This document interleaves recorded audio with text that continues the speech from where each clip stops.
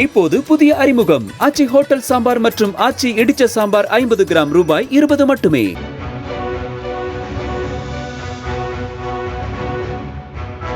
கோவை மாவட்டம் சூலூர் அருகே உள்ள வாகராயம்பாளையத்தில் வசித்து வருபவர் 60 வயது மூதாட்டியான கலாமணி.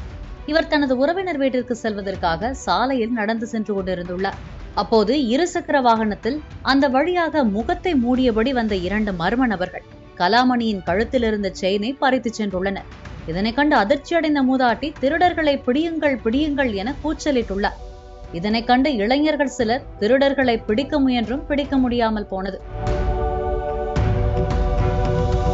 சிறிது நேரத்திலேயே மூதாட்டி சரி போனால் போகட்டும் விடுங்க என கூலாக கூறியுள்ளார். அங்கிருந்தவர்கள் குழம்பிய நிலையில் நகை போயிருச்சே என மூதாட்டியிடம் கூறியுள்ளனர். அதற்கு அது ஒன்னும் தங்க நகையெல்லாம் இல்ல, கவரிங் நகைதான், பாவம் அவங்க என்று பரிதாபத்தோடு மூதாட்டி கூறியுள்ளார். மேலும் திருடர்கள் ஏமாந்து போய்விட்டதாக கூறி மூதாட்டி சிரித்துள்ளார். தப்பிச் சென்ற திருடர்களை பிடிக்க போலீசார் வழக்கு பதிவு செய்து தீவிரமாக தேடி வருகின்றனர். திருடர்கள் மூதாட்டியிடம் நகையை பறித்த சிசிடிவி கேமரா காட்சி தற்போது சமூக வலைதளங்களில் வைரலாகி வருகிறது.